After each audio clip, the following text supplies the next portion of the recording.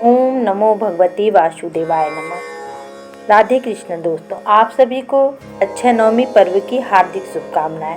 आंवला नवमी के दिन भगवान की पूजा से मिलने वाला फल कभी समाप्त नहीं होता। आइए जानते हैं कि आंवला नवमी कब है और इस दिन के लिए पूजा विधि, व्रत, शुभ मुहूर्त और महत्व के बारे में आइए जानते हैं। आंवला नवमी का पर्व कार्तिक मास के शुक्ल पक्ष की नवमी तिथि को मनाया जाता है।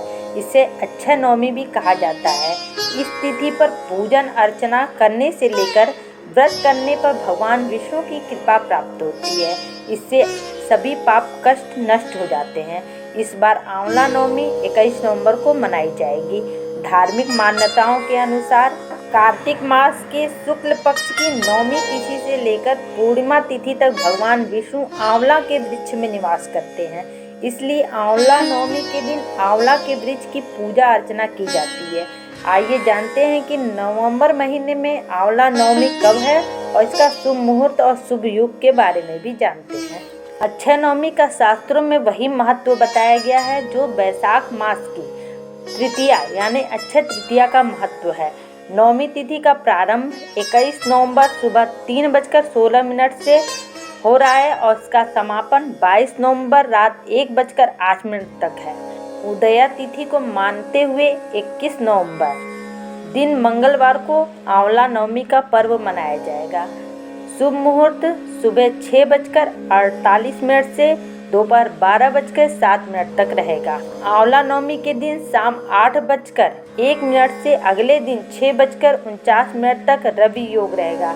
इसके साथ ही इस दिन हर्षण योग भी बन रहा है। इस पूरे दिन पंचक भी लग रहा है। अब आइए जानते हैं कि अक्षय नवमी का यानी कि आंवला नवमी का महत्व क्या है। आंवला नवमी को कुष्मांडा नवमी, जगधात्री पूजा के नाम से भी जाना जाता है।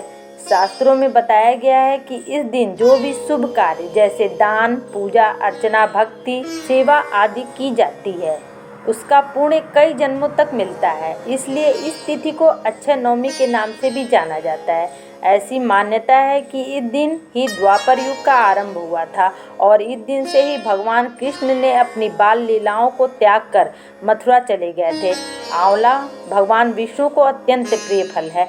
ऐसा कहा जाता है कि आंवले के वृक्ष में सभी देवी देवता निवास करते हैं, इसलिए इस वृक्ष की पूजा अर्चना की जाती है। आंवला नवमी वाले दिन सुबह उठकर स्नान करें, फिर आंवले के पेड़ के नीचे पूर्व दिशा की तरफ मुंह करके भगवान विष्णु जी का पूजन अर्चन करें। पेड़ की जड़ में दूध अर्पित करें। आंवले के पेड़ के चारों तरफ सूत लपेटें। कपूर या फिर देसी घी के दीपक जलाएं और पूजा करें। आंवला के पेड़ पर मौली बांधकर भगवान विष्णु के मंत्रों का जप करना चाहिए। भगवान की आरती के साथ ही पेड़ की 108 बार या 11 बार परिक्रमा जरूर करें। इस दिन कद्दू व सोने का दान देना बहुत शुभ माना जाता है। इस दिन ब्राह्मण या फिर गरीब को भोजन कराएं और अपनी सामर्थ्य के अनुसार वस्त्र और दक्षिणा दें। इस दिन भोजन में आंवला जरूर शामिल करें। इसके साथ ही इस दिन आंवला दान करें। ऐसा करने से भगवान विष्णु प्रसन्न होते हैं। वे सभी मनोकामनाओं को पूर्ण करते हैं। आइए जानते हैं कि अक्षय नवमी व्रत की कथा क्या है।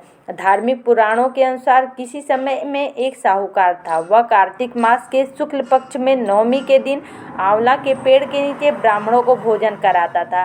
साहूकार उस दिन सोने का दान करता था और गरीबों की मदद करता था।